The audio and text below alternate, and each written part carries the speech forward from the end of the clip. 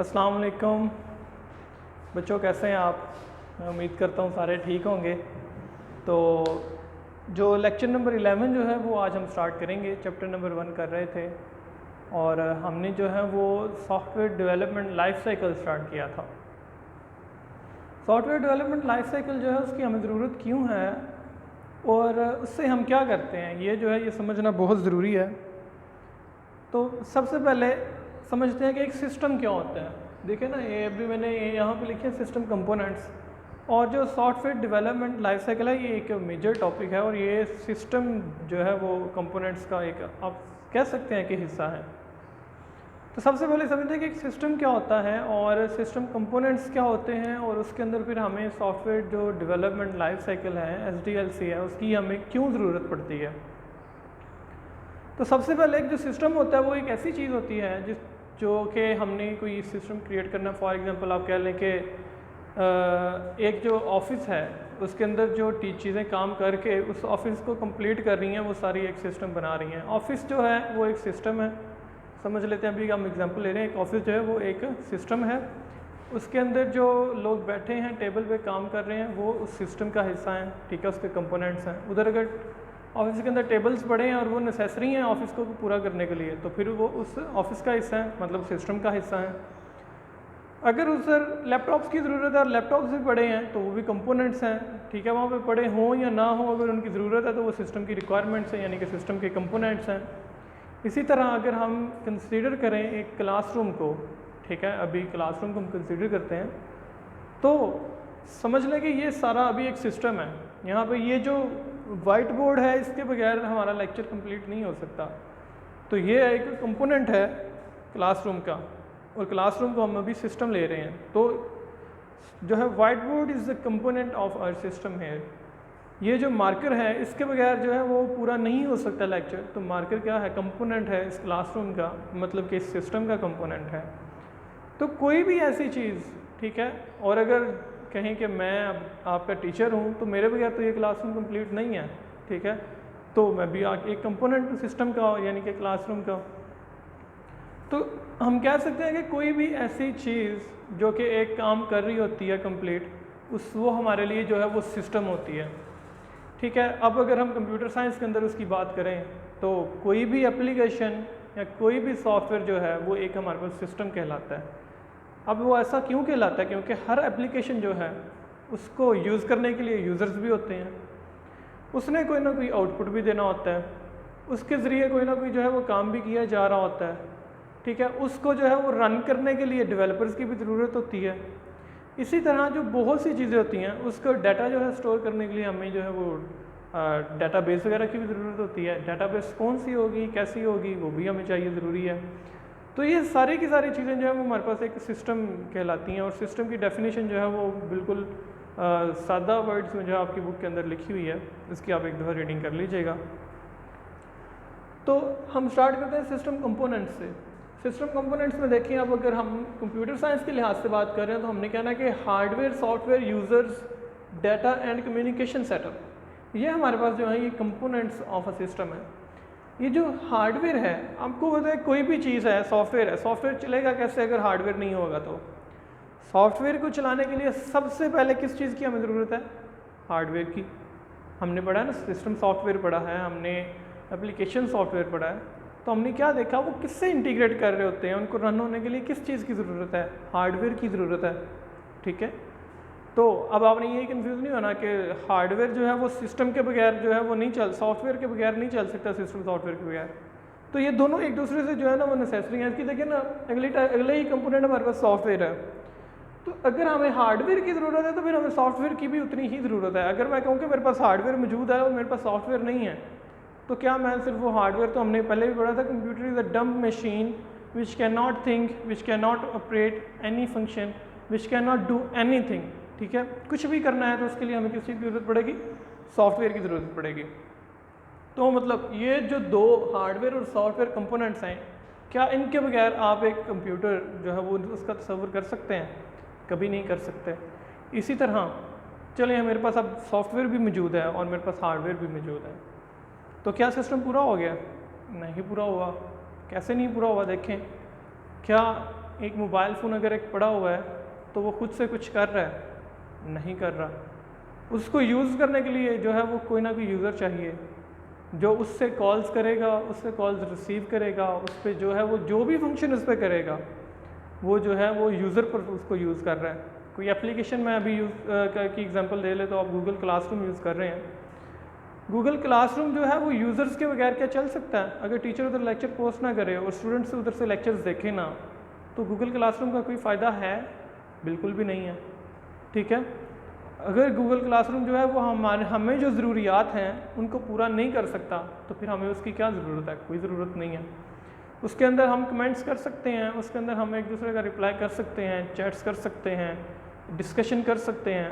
आप लोगों के टेस्ट भी वो चेक हो गया, अपने अपने मार्क्स भी देखे, तो क्या है वो सारे का सारा जो है वो एक यूज़र यानी कि मैं जो था वो क्लासरूम को ऑपरेट कर रहा था। उसी तरह आपने अपने मार्क्स चेक किए, आप उधर से रोज़ लेक्चर देखते हैं।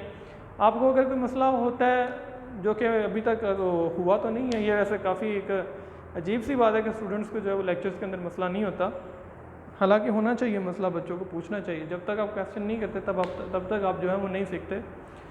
और ऐसा मुमकिन ही नहीं है कि आपको जो है वो पहली दफ़ा में ही सब कुछ समझ आ जाता हो। तो वो फॉर एग्जांपल अब यूज़र्स भी जो है वो एक मेन पार्ट है। उसके बाद डाटा को हमने इनकी बातें करते हुए ही हमने डाटा या इंफॉर्मेशन जो होता है उसको हमने डिस्कस कर दिया कि डाटा जो है वो बहुत ज़रूरी है। मान लेते हैं हमारे पास हार्डवेयर भी है, सॉफ्टवेयर भी है, यूज़र्स भी हैं, लेकिन वो तीनों किसी काम के नहीं हैं अगर उनके पास इंफॉर्मेशन या उनके पास डाटा नहीं है। आपके पास गूगल क्लासरूम भी है, आपके पास जो है वो सॉफ्टवेयर भी है, आपके पास हार्डवेयर भी है, यानी कि मोबाइल भी है, उसके अंदर ऑपरेटिंग सिस्टम भी चल रहा है, उसके अंदर जो है वो ऑपरेटिंग सिस्टम एंड्रॉयड चल रहा है, मतलब कि हमारे पास सॉफ्टवेयर मौजूद है, उसके अंदर एप्लीकेशन सॉफ्टवेयर यानी कि गूगल क्लासरूम चल रहा है, वो भी ठीक है, यूज़र्स भी मौजूद हैं, आप भी मौजूद हैं, मैं भी मौजूद हूँ। लेकिन यार जब तक इन्फॉर्मेशन या डाटा नहीं होगी तब तक कैसे आगे चलेंगे? अगर ये लेक्चर्स नहीं होंगे तो उस पर आप देखेंगे क्या? अगर वहाँ पे आप कम्युनिकेशन जो उधर अगर बात करने के लिए आपके पास कोई टॉपिक नहीं है, ठीक है, या आपको नहीं पता कि हमने किस बारे में बात करनी है, क्या करना है, बिल्कुल आपको बिठा दिया जाए तो क्या आप उधर कोई काम कर सकते हैं या फिर उसका कोई फ़ायदा होगा? बिल्कुल भी नहीं होगा। तो डाटा या इंफॉर्मेशन जो होता है वो बहुत ही नेसेसरी होता है। अब डाटा ही ये डिफ़ाइन करता है कि हमें किस किस फंक्शन की ज़रूरत है। अब देखें क्लासरूम के अंदर आप कमेंट कर सकते हैं, तो कैसे पता चला हमें कि हमें कमेंट करने की ज़रूरत है? सारी सी बात है डाटा से, कि जब कोई लेक्चर पोस्ट करेगा तो किसी न ये बात वैसे ही माइंड में आ रही थी कि किसी ने उस पर कुछ ना कुछ पूछना होगा या बताना होगा, तो क्या है कि कमेंट की ज़रूरत है। तो ये हमें कैसे डाटा से पता चला? फिर अगर फॉर एग्जांपल आप समझ लें कि इसकी एग्जांपल छोड़ें, आपको मैं बता देता हूँ कि आप एक एग्जामिनेशन सेंटर में बैठे हैं। आप एग्जामिनेशन सेंटर हमारा एक सिस्टम है, इसकी एग्जांपल लेते हैं। आप उधर बैठे हैं, आप क्या कर रहे हैं कि आप बैठे हैं, आप जो है वो कंपोनेंट हैं उस एग्जामिनेशन सेंटर का। टीचर्स जो हैं यानी कि जो एग्जामिनर्स हैं वो आते हैं, वो भी कंपोनेंट्स हैं, वो आपको पेपर्स देते हैं, वो भी कंपोनेंट्स हैं। लेकिन अगर उन पेपर्स के ऊपर डाटा नहीं है, ठीक है, उसके ऊपर कोई क्वेश्चंस वगैरह नहीं लिखे हुए, तो उधर बैठने का कोई फ़ायदा है? या आपको पता है कि आपने खाली पेजेस के साथ क्या करना है? अगर एग्जामिनर्स नहीं बताएंगे कि इनके साथ क्या करना है, या फिर अगर उनके ऊपर इंस्ट्रक्शंस दी नहीं हुई कि आपने क्या करना है, यानी कि डाटा के बगैर कुछ भी दुनिया में मुमकिन नहीं है। आप दुकान पे एक जाते हैं, आप जाकर दुकान वाले को क्या बताते हैं कि मैं ये चीज़ लेने आया हूँ या लेने आई हूँ, तो वो आप डाटा उसको प्रोवाइड कर रहे होते हैं, आप उसको इन्फॉर्मेशन दे रहे होते हैं। उसके बगैर चीज़ मुमकिन नहीं हो सकती। कोई भी एग्जांपल आपको, ये जो है आपका होम टास्क, आपने मुझे कोई पूरी दुनिया में से आपकी इतनी ज़िंदगी गुजर गई उसमें से आपने मुझे एक ऐसी एग्जांपल सोच के देनी है जिसके अंदर एक सिस्टम की एग्जांपल हो, और आपने मुझे सोच के बताना है कि जो है कि ये जो सर की ये जो एग्जांपल है ना, इसके अंदर हमें डाटा या इन्फॉर्मेशन की ज़रूरत नहीं है। तो जो है अगर आपको नहीं भी एग्जांपल मिलेगी तो भी आपने मुझे बताना है, क्योंकि एक्टिव होना ज़रूरी है। अगर आपको कोई मिलती है तो भी बताएं, हम उसको डिस्कस करेंगे फिर, ठीक है। उसके बाद कम्युनिकेशन सेटअप आ जाता है। कम्युनिकेशन सेटअप भी नेसेसरी, ज़ाहिर सी बात है। कम्युनिकेशन जब हमने पढ़ा कि हार्डवेयर और सॉफ्टवेयर एक दूसरे के साथ कैसे इंटीग्रेट करते हैं, एक दूसरे के साथ कम्युनिकेट कर रहे होते हैं। यूज़र जो होता है वो जब एप्लीकेशन को इंस्ट्रक्शन देता है, अब देखें बात के अंदर ही मैंने कह दिया, आप जब क्लिक करते हैं आप एप्लीकेशन को बता रहे होते हैं कि ये काम करें। कम्युनिकेशन का मतलब ये होता है कि आप जो है किसी ना किसी से इंटरेक्ट कर रहे हैं। अब वो हम अक्सर कम्युनिकेशन कहते हैं, कम्युनिकेशन जो हम आपस में देखें ना बातें कर रहे हैं वो कम्युनिकेशन हो रही है, ठीक है, लेकिन ऐसा नहीं है। बातें करने का, अब अगर मशीन्स आपस में बातें कर रही हैं तो उनका अंदाज़ अलग है। आप जानवरों को देखते हैं एक दूसरे के साथ, अगर हो सकता है वो बातें करते हों, कम्युनिकेशन कर रहे हैं, हमें उसका अंदाज़ा नहीं है। लेकिन मशीन्स एक दूसरे से जो कम्युनिकेशन करती हैं उनका अंदाज़ अलग है। आप मैसेज भेज देते हैं तो क्या वो मैसेज अगले तक कैसे जाता है? मशीन से दूसरी मशीन तक जाता है ना। ह्यूमंस फिर उस मशीन्स की कम्युनिकेशन को जो है वो फिर ह्यूमन फॉर्म में रिप्रेजेंट किया जाता है ताकि इंसान भी समझें। आपस की इंसानों की कम्युनिकेशन भी हो रही है और मशीन्स की कम्युनिकेशन भी हो रही है। तो कम्युनिकेशन भी उतना ही ज़रूरी है जितना कि एक हार्डवेयर सॉफ्टवेयर या फिर डाटा या यूज़र्स हैं, ठीक है। कम्युनिकेशन के बगैर भी कुछ ज़रूरी नहीं है। यानी कि अगर आपने डाटा प्रोवाइड करना है तो आप जो है वो कम्युनिकेट कर रहे हैं। ये हमारे पास कम्युनिकेशन की फॉर्म्स होती हैं कि आप रिटर्न कम्युनिकेशन कर रहे हैं, आप ओरल कम्युनिकेशन कर रहे हैं, विजुअल कम्युनिकेशन कर रहे हैं। तो ये सारी की सारी अगर आप जो है वो ये नहीं कह सकते कि मैं अगर कम्युनिकेशन मैं लिख के दे देता हूँ तो वो भी हमारे पास एक कम्युनिकेशन की फॉर्म है। तो हम कहते हैं कि जितना कुछ भी हमने डाटा प्रोवाइड करना होता है किसी भी चीज़ को, या उन दोनों ने ये सारे की सारी चीज़ों ने अगर आपस में इंटीग्रेट करना है तो उन्होंने कम्युनिकेशन के थ्रू करना है, ठीक है। कम्युनिकेशन होनी उनके अंदर ज़रूरी है। और कम्युनिकेशन की जो ज़रिया है या जो हम कहते हैं कि वे ऑफ कम्युनिकेशन कोई भी हो सकता है। अगर हार्डवेयर और सॉफ्टवेयर कम्युनिकेशन कर रहे हैं तो फिर जाहिर सी बात है हार्डवेयर और सॉफ्टवेयर की क्या है, सॉफ्टवेयर की इंस्ट्रक्शंस जो हैं वो हार्डवेयर के लिए स्पेशल होंगी जो हमें समझ नहीं आती। हार्डवेयर की सॉफ्टवेयर के लिए स्पेशल होती है, जो सॉफ्टवेयर समझ जाता है हमें समझ नहीं आती। लेकिन सॉफ्टवेयर फिर जो हमें शो करवाता है वो हमें समझ आती है। हमारे लिए तो कम्युनिकेशन है, ठीक है, क्योंकि हम किसी का मैसेज समझ रहे हैं ना, बेशक वो एक एप्लीकेशन का मैसेज है। इसी तरह यूज़र्स जो इंस्ट्रक्शन देते हैं सॉफ्टवेयर को, ठीक है, तो वो डायरेक्टली हार्डवेयर को समझ नहीं आती, इसलिए सॉफ्टवेयर बनाया गया। सॉफ्टवेयर फिर उसको हार्डवेयर की लैंग्वेज में कन्वर्ट करके उसके साथ कम्युनिकेट करता है। तो ये सारी की सारी कम्युनिकेशन भी हो रही है, ठीक है। कम्युनिकेशन भी उतनी ही ज़रूरी है जितने बाकी सब हैं। तो ये तो थे कंपोनेंट्स जो कि एक सिस्टम के लिए नेसेसरी थे। अब आगे जो है हमारा सॉफ्टवेयर डेवलपमेंट लाइफ साइकिल की तरफ चलते हैं कि हमें इसकी क्यों ज़रूरत पड़ी। जब आपने एक सिस्टम पूरे का पूरा बनाना होता है ना तो उसके लिए फिर ज़रूरी ये होता है कि तब भी पिछले लेक्चर में भी हमने ये थोड़ा सा जो है वो देख ही लिया था कि वो क्यों ज़रूरी है, नेसेसरी क्यों है। सॉफ्टवेयर डेवलपमेंट लाइफ साइकिल, एक साइकिल होना ज़रूरी क्यों है, क्या हमें पता होना चाहिए। ये नहीं है कि ऐसा नहीं हो सकता कि आप कहें कि चलो जल्दी से मैं एप्लीकेशन बना लेता हूँ, जल्दी से मैं सॉफ्टवेयर बना लेता हूँ, लेकिन मुझे ये पता ना हो कि वो सॉफ्टवेयर करेगा क्या और वो किस हार्डवेयर पे चलेगा और कौन से यूज़र्स उसको चलाएंगे और उसके अंदर कौन सा डाटा होगा, तो क्या उस सॉफ्टवेयर का कोई फ़ायदा है? मेरे ख्याल से तो ऐसा सॉफ्टवेयर बनाया जा सकता ही नहीं। तो उसके लिए फिर जो है वो कंप्यूटर साइंटिस्ट जो होते हैं उन्होंने कहा कि हमारे पास ना एक सॉफ्टवेयर डेवलपमेंट लाइफ साइकिल होना चाहिए। नाम में बेशक सॉफ्टवेयर आ रहा है, ठीक है, लेकिन क्या है कि उसके अंदर हो जो काम रहा है वो सारे का सारा सिस्टम को बनाने वाला हो रहा है। तो इसके हमारे पास जो है उन्होंने स्टेप्स दिए हुए हैं, जिसमें हमारे पास जो है वो सबसे पहले उन्होंने दिया है कि जो जब बिल्कुल हम स्टार्ट कर रहे होते हैं कोई भी चीज़, जब हमने सॉफ्टवेयर बनाना स्टार्ट करना है, एक सिस्टम को देखना शुरू करना है, तो उससे पहले हमने क्या कुछ करना है। अभी हम देखेंगे कि ये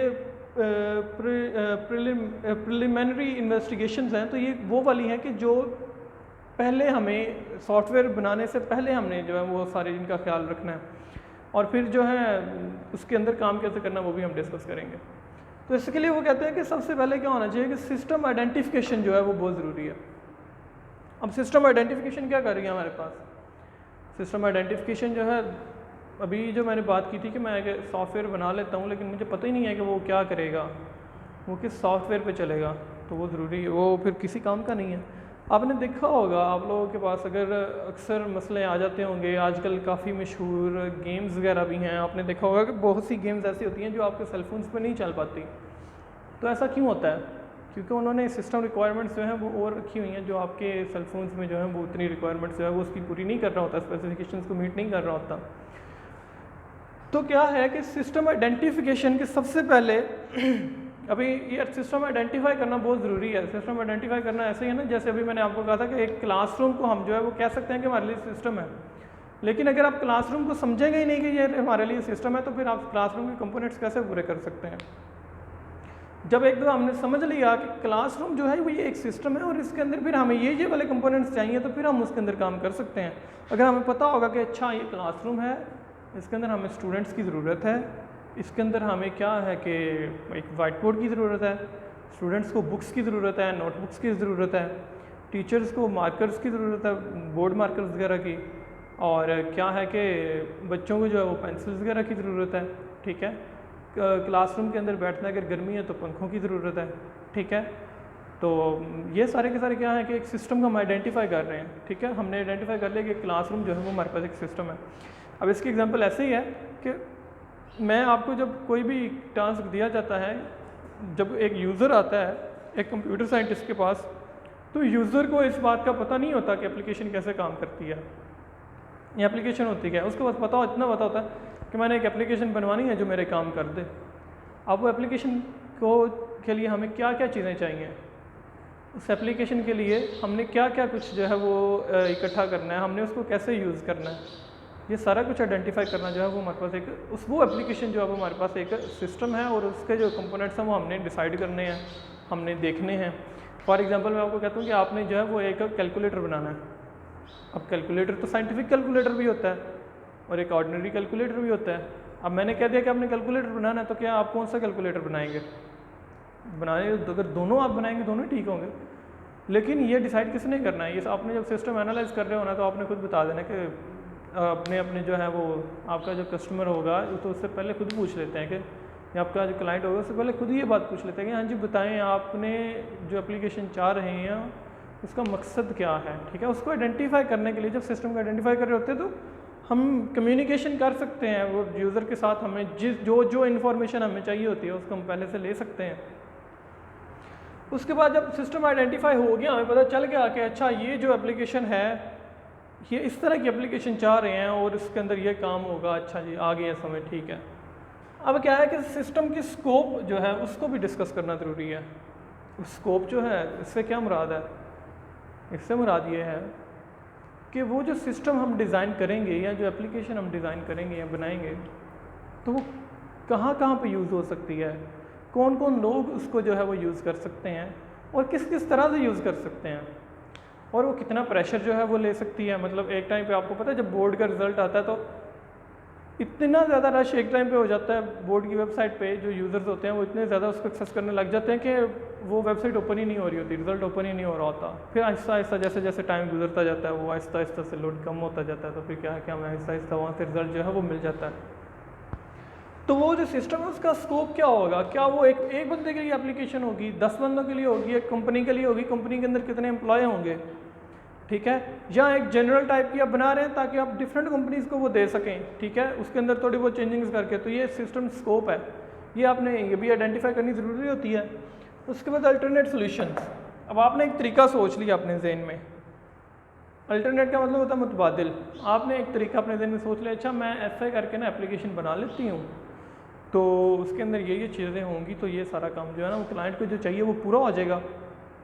लेकिन अब मेरा ये क्वेश्चन है कि अब अगर वो तरीका जो आपने सोचा है वो काम नहीं करता किसी वजह से, हो सकता है कि हार्डवेयर की वो जो स्पेसिफिकेशंस आपको चाहिए वो उतनी ना हो सकता है कि उसके अंदर जितनी कॉस्ट आ रही हो उतना क्लाइंट का बजट ही ना हो, वो कहे जी नहीं मैंने तो इतनी महंगी एप्लीकेशन बनवानी नहीं है, मुझे थोड़ी सी सस्ती बना के दें, लेकिन फंक्शन मुझे यही चाहिए। तो फिर कोई और तरीका इजी वे भी होना चाहिए।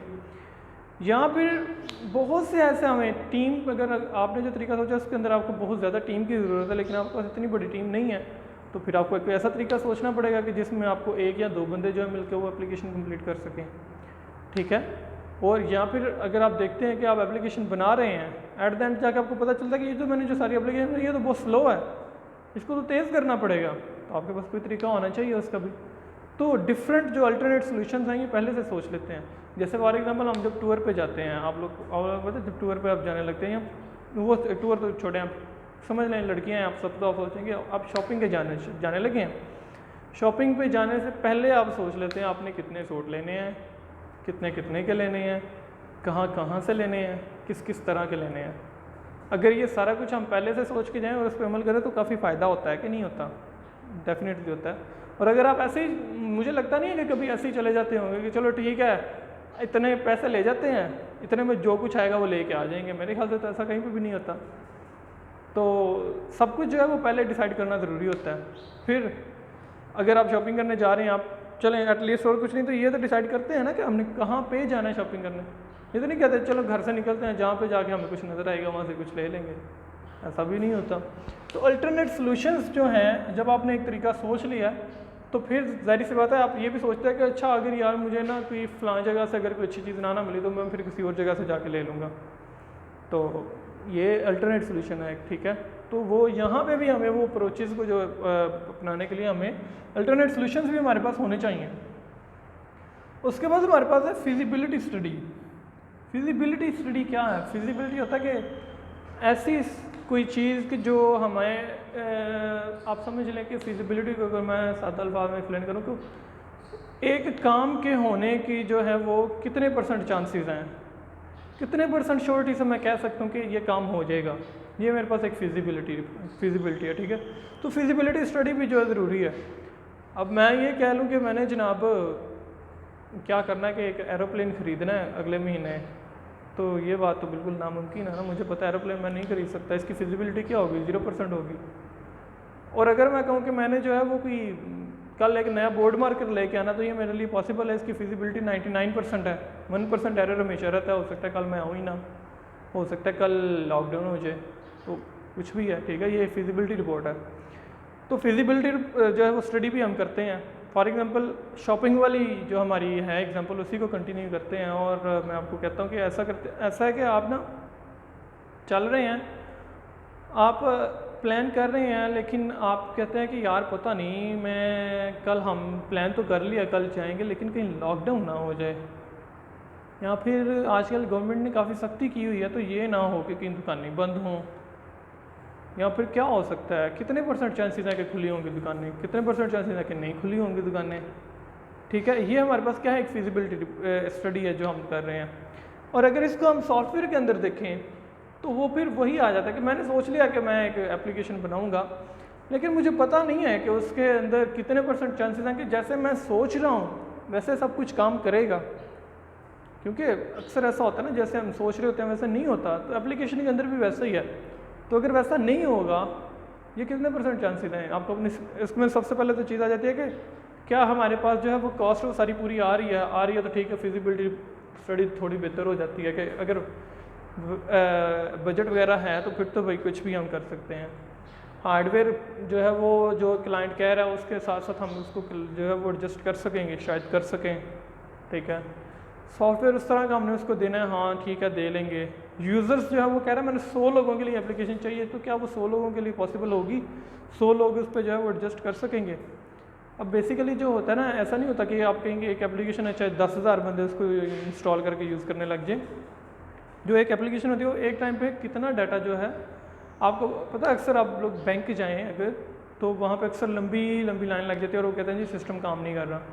क्यों नहीं काम कर रहा होता? क्योंकि वो उस टाइम पे उतना ज़्यादा लोड हो जाता है, वो क्यों पूरे मुल्क के अंदर अगर बैंक्स वगैरह चल रहे हैं तो वो सारे के सारे जो हैं वो एक ही गेटवे को फॉलो कर रहे होते हैं, एक ही प्रोसेस से ट्रांजैक्शन हो रही होती है, तो जिसके वजह से सिस्टम स्लो हो जाता है। अभी बोर्ड की वेबसाइट की एग्जांपल दी थी तो वो भी यही थी कि जैसे क्रश होता है, बोर्ड लोड बढ़ता जाता है, वैसे वैसे क्या है कि एप्लीकेशन के ऊपर प्रेशर बढ़ता जाता है।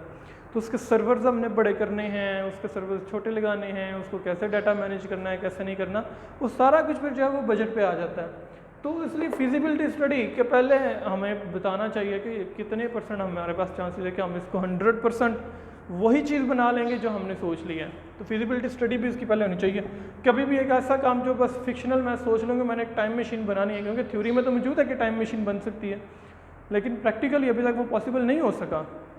उसकी प्रैक्टिकली फिजिबिलिटी जो है वो 5% भी नहीं है। क्यों नहीं है? क्योंकि हम स्पीड ऑफ लाइट से मूव नहीं कर सकते, सिंपल है। तो फिजिबिलिटी स्टडी जो है वो भी होनी ज़रूरी है। उसके बाद जी हमारे पास ये जो है प्रिलिमिनरी प्लान भी होना चाहिए।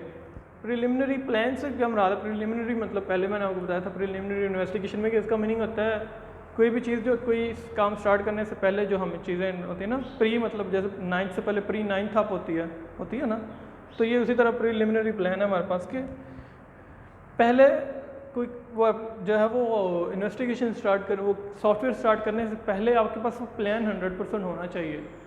अच्छा ठीक है, 1 महीने के अंदर आप पूरा करके देंगे, कितना बजट आप लगाएंगे, टीम के कितने मेंबर्स होंगे, वो मेंबर्स क्या क्या करेंगे, किसके अंदर कौन सा हिस्सा आएगा, कौन सा सेक्शन कौन बनाएगा, ठीक है, क्लाइंट को हम कितने हिस्सों में वो एप्लीकेशन देंगे, ठीक है, और फिर उसको कैसे जो है वो आगे लेके चलेंगे। तो ये सारा कुछ जो है वो हमारे पास प्रीलिमिनरी प्लान के अंदर आता है। ये हमने जब कंप्लीट कर लेते हैं तो उसके बाद जो है हम अपनी इन्वेस्टिगेशन कंप्लीट करते हैं कि हमारी प्रीलिमिनरी इन्वेस्टिगेशन कंप्लीट हो गई है, तो अब हम जो है वो आगे मूव कर सकते हैं, ठीक है। तो ये तो था, हमने आज सिस्टम कंपोनेंट्स देखे हैं और प्रीलिमिनरी इन्वेस्टिगेशन देखी है। और मैं उम्मीद करता हूँ कि ये थोड़ा सा टॉपिक इस तरह का, ये ज़्यादा थ्योरेटिकल है, इसकी समझ कम ही आती है। मतलब समझ लग रहा होता है हमें आ रही है, काफ़ी ज़्यादा आ रही है और आ रही भी रही होती है, लेकिन जब कोई आपको सैंपल दिया जाता है तो फिर उसमें से अगर मैं फॉर एग्जांपल कल आपको एक सैंपल दूँ, मैं कहूँ कि ये मेरे पास एक केस स्टडी है, इसको आप देखें, इसकी रीडिंग करें और मुझे बताएं कि ये इसके अंदर सिस्टम कौन सा है, उस सिस्टम के एसेंशियल कंपोनेंट्स कौन से हैं, और फिर मुझे प्रीलिमिनरी इन्वेस्टिगेशन करके दें कि मुझे उसके लिए जो है वो इसका फिजिबिलिटी स्टडी कितनी है, कितने % चांसेस है कि ये एप्लीकेशन बन सकती है, पॉसिबल है इसको बनाना, इसका बजट कितना होगा, ये कितनी कॉस्ट इफेक्टिव होगी, और इसका स्कोप क्या होगा, कितने लोग इसको एक एट अ टाइम यूज़ कर सकेंगे, ठीक है। तो ये सारा कुछ जो है इंशाल्लाह हम जो है वो प्रैक्टिस करेंगे किसी न किसी केस स्टडी पे, ठीक है। तो फिर आपको पता चलेगा कि ये बातें सुनने में आसान है, लेकिन जब आप प्रैक्टिकली इसको परफॉर्म करने लगते हैं तो फिर सोचना जो है वो थोड़ा मुश्किल हो जाता है। कंप्यूटर की लैंग्वेज में हमें पता होता है, अगर मैं वैसे आपको कहूँ 2+2 कितने हैं तो आपने कहना 4 हैं, सब कह देंगे 4 हैं। लेकिन अगर मैं कहूँ कि मुझे एक ऐसा सॉफ्टवेयर बना के दें जो मुझे कैलकुलेट करके दे 2+2 कितना है, तो बेटा उसके लिए जो है ना वो मेहनत लगती है, ठीक है। कंप्यूटर को यूज़ करना आसान है, लेकिन उसको चलाना जो है वो मुश्किल है, जब तक आप उसको अच्छी तरह से समझ नहीं लेते। तो समझना जो है वो बहुत ज़रूरी है। आपको अगर कोई क्वेश्चन होते हैं तो आप वो मेरे से पूछा करें, ठीक है, क्योंकि मैंने नोट किया कि आप क्वेश्चन वगैरह नहीं पूछते। और अपना ख्याल रखिएगा, ठीक है। कल जो है वो हम, वैसे तो मैंने आज ही ये जो है वो सिस्टम एनालिसिस आगे स्टार्ट करवा देना था, लेकिन ये काफ़ी जो है वो लंबा हो गया और रूखा सा लेक्चर हो गया, तो आज के लिए इतना काफ़ी है। तो कल हम जो है वो अपना आगे लेक्चर स्टार्ट करेंगे। अपना ख्याल रखिएगा। ओके, अल्लाह हाफ़िज़।